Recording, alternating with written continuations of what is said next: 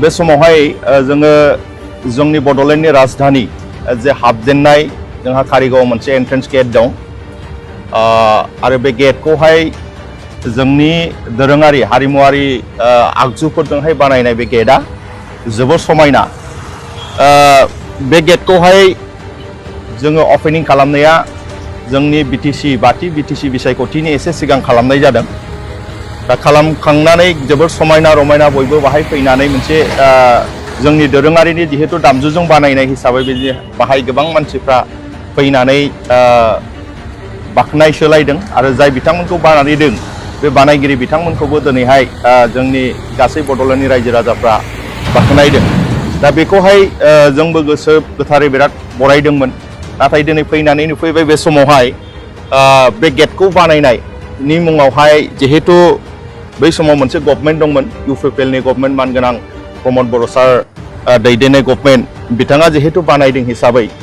बेहाय मोनसे नेम प्लेट दंमोनहाय बे नेम प्लेटआवहाय जोंहा दंमोन प्रमद बर' CEM बिटिआर लोगोसे बाहाय दंमोन इन प्रेजेन्ट अफ उरखावगोरा ब्रह्म आरो जोंनि सानजा क'क्राझारनि जोंहा MLA बिथां लरेन्स इस्लारि बिथां लोगोसे जोंहा दंबावो आकाशदीप IAS प्रिन्सिपाल सेक्रेटारि बिथांमोननि बाहाय नेम प्लेट बेखौ बानायनायाव होनाय जादोंमोन नाथाय बे नेम प्लेटआ दिनैहाय गुगानानै दङ आरो बे गुगानायखौहाय जोङो दिनैहाय नुनानै दुखु मोनदों खारन जोंनि राजधानी क'क्राझाराव हाबजेननाय बे गेटआ बेबायदि अबस्थायाव जानांगौब्ला आरो भबिष्यताव जोङो जोंनि बे गोजोननि जे क'क्राझार बेखौहाय जों बोरै लाखिगोन जों बे मोनसे साननाय फैदों दा बेखायनो जे परिबेसाव बे जा गुगादों बा सोरबा गोसो जानानै बेखौ जुदि बोखारदोंब्ला थाबैनो बेखौहाय आङो व्यक्तिगत हिसाबै आरो रायजोनि जानानै आङो खावलायनो लुगैदों नैबे नेम प्लेटखौहाय डिपार्टमेन्टेलि एबा जोंनि बर्तमाननि मानगोनां हाग्रामा महिलारि बिथां दैदेननाय जे बिटिआर सरकार बिथांमोनहा बेखौ जाहाथे मोजाङै खालामनानै दोनफिनो जाहाथे बे नेम प्लेटआ बे आगोलाव जेरै दंमोनहाय बिदि जाहाथे खालामनानै दोनफिनो आं बेखौ गुरै खावलायबाय खारन जोंनि नैबे बिटिसिखौहाय जों ओरैनो गोरलैयै मोनाखै बयबो बेखौ मिथिगौ आरो बेखायनो जोंनि नैबे बिटिसिखौहाय जेब्लायबो गोजोनै जों लाखिनांगोन बेबायदि खामानि मावनानै जोंनि नैबे गोजोन जाखानाय जिहेतु बिटिसि बा बिटिआर बेखौहाय जाहाथे गुबुंले खालामनो रावबो दा नाजाथों आं बेखौ बिटिसि बिटिआर बासिनि गासै रायजो राजानि खाथियाव खावलायबाय आरो दिनैहाय बाहाय जों नुफैबाय फैनानै जिहेतु जों दा एसे सान हाबनायखाय एसे बाहाय खोमसि खोमलाव जादों नाथाय बाहाय मोनसे लाइट्स दंमोन बेखौहाय समायना नुनाय सब समाय सानाव जेरै समायना नुनाय मोनायावबो जाहाथे बेबायदि नायनो हानायनि मोनसे बाहाय परिबेस दंमोन लाइट दंमोन बे लाइटआ नैबे समाव गैया कारना जाहैबाय जोङो खाथि खाला मानसिफोरनियाव जों सोंनानै मोनदों बे लाइटआ सप्ता खनसेनि सिगां डिपार्टमेन्टआ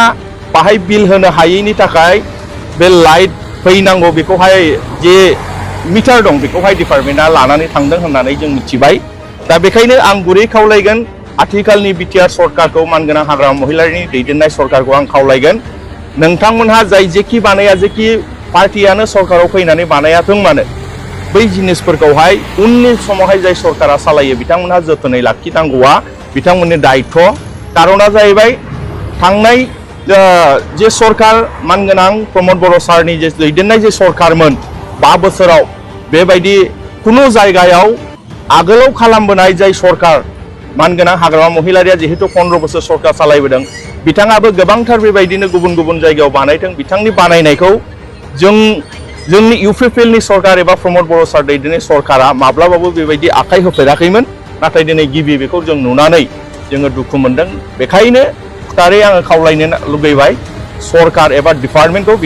नोंथांमोनहा जाहाथे बे गुगानाय नेम प्लेटखौ थाबैनो होयो आरो बिनि जे लाइट बे लाइटनि बेबस्थाखौ थाबैनो खालामो आं बेखौ गुरै खावलायबाय आरो जोङो थाबैनो खालामजानो लुगैदों साननै सानथामनि गेजेरावनो खालामजानो लुगैदों आरो जुदि खालामनो हायाब्ला बिथांमोनहा बेखौ प्रेस मिटनि गेजेरजों बुङोब्ला मोजां जायो जोंनो खुद फैनानै बेखौहाय जों मोजाङै खालामगोन बिथांमोनहा जुदि खालामनो हायाब्ला बेखायनो सानथाम सानब्रैनि गेजेराव बिथांमोनहा खालामोब्ला मोजां जुदि खालामाब्ला जोंनो फैनानै बेखौ खालामफैनो जोङो आवगायबोगोन नोंथांमोनहा बाहाय जाहाथे जोंनि फारसे गुबुन जेबो साना बेखिनिखौ आं खावलायनानै